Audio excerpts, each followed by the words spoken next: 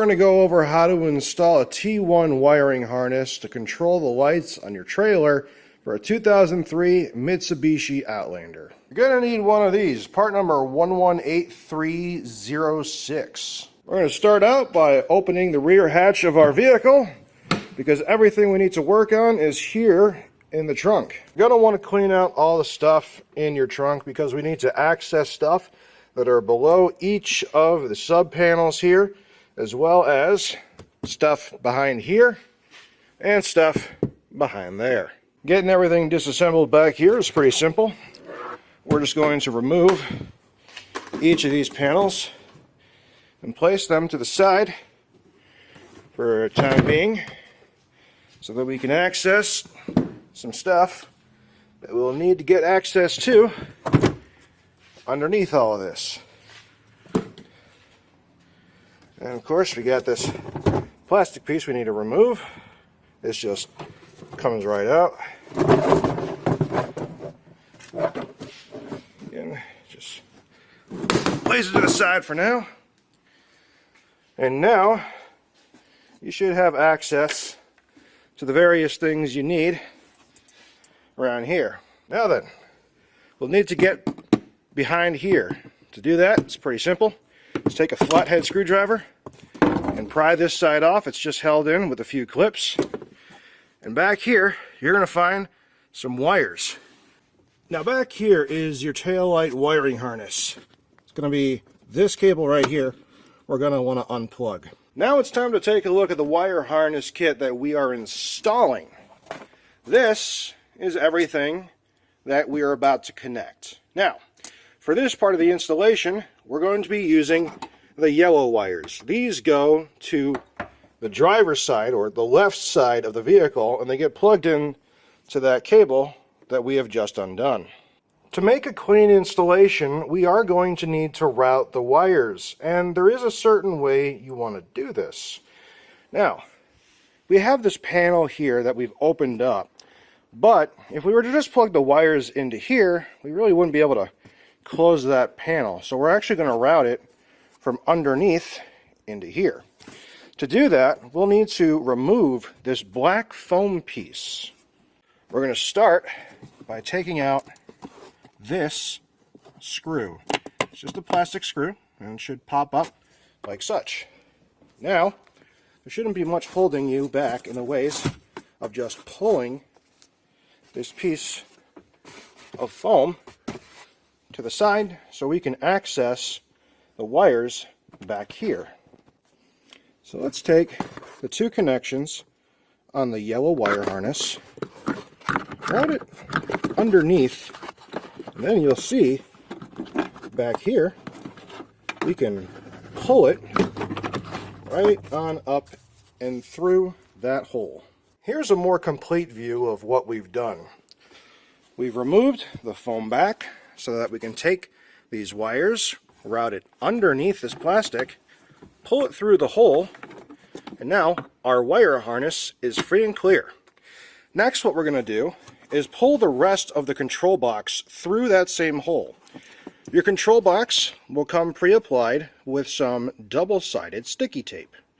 What we're going to do is when we pull that through, we will mount it to the wall right back here. So I'm going to try and do this with one hand. Place that down there. Pull this through.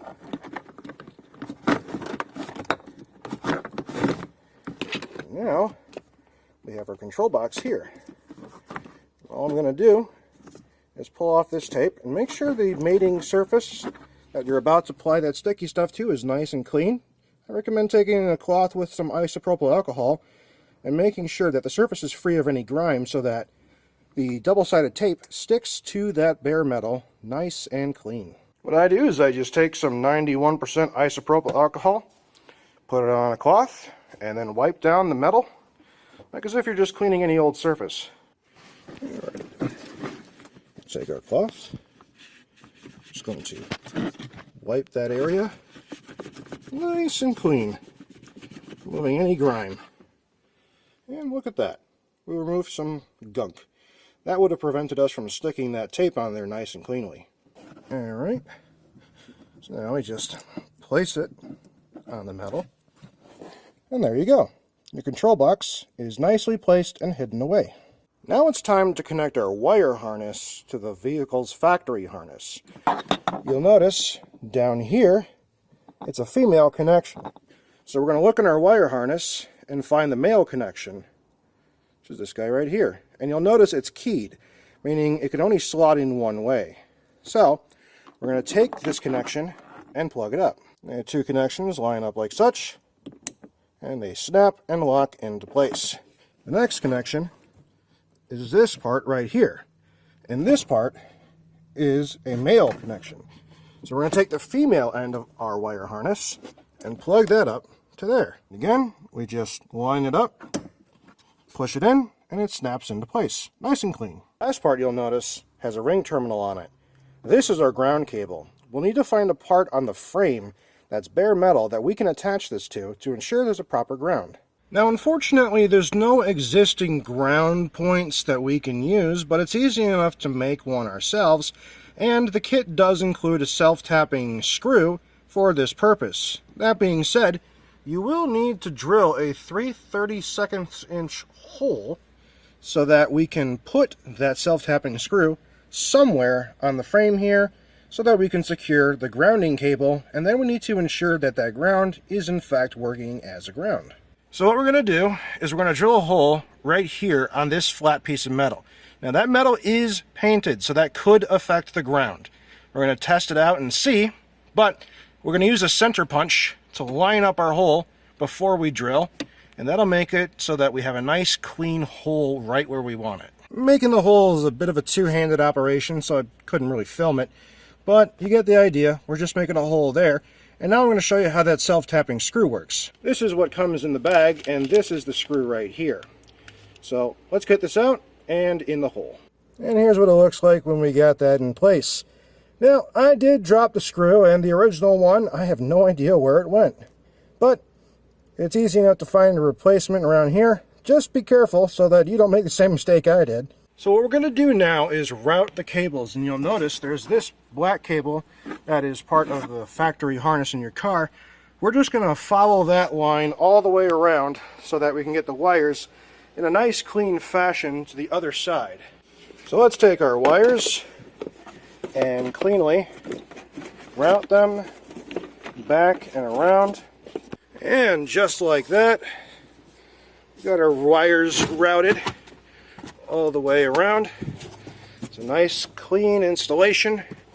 We can go ahead and pop this little panel back into place. Slides down, pops in. We can put our little plastic screw that holds the foam in place back in. And now this side of the wiring is done. So the red, green, and white wires are extra long so that you can route them along the side here and then go into this panel over here.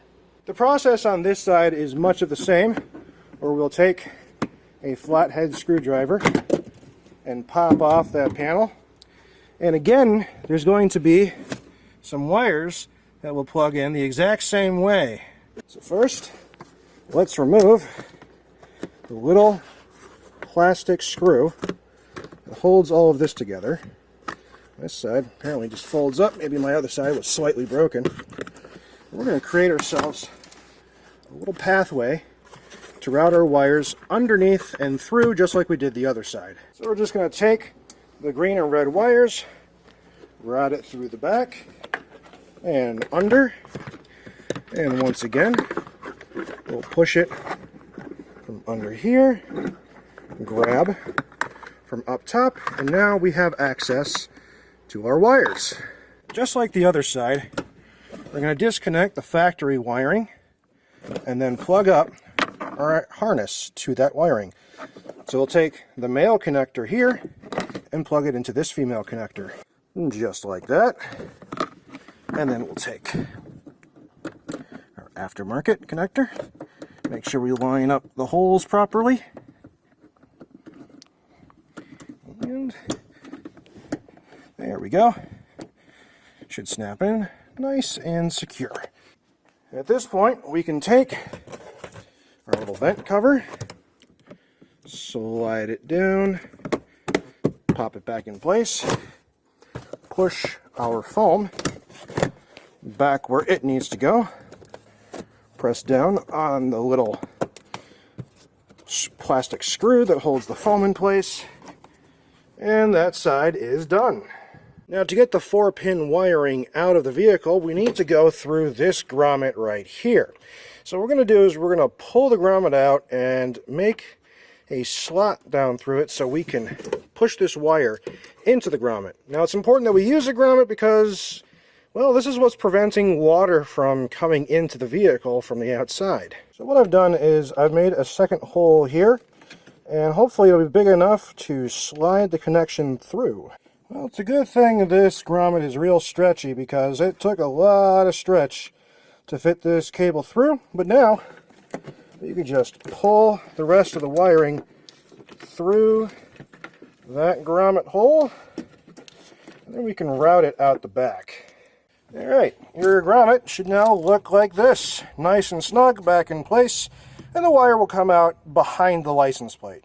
You'll see behind here on the underside of the vehicle, this is where our wire has been pushed. We're going to go ahead, grab the end of that wire, and huzzah! Our wire is now free. We can mount this however we see fit at this point. There's no extra components in the kit, so from here on out, you should be able to plug your vehicle up to your trailer. Alright, we got our connections hooked up to my camper, and it's time to test and make sure our install worked. And look at that, we've got lights. Now then, the main lights work. Let's test some hazards. Hazards are on the car, and hazards are also working fine on the camper. Let's do a left-hand turn. Alright, car's doing a left turn signal, as well as the trailer. Last one, right turn. And would you look at that, our right turn is working A-OK.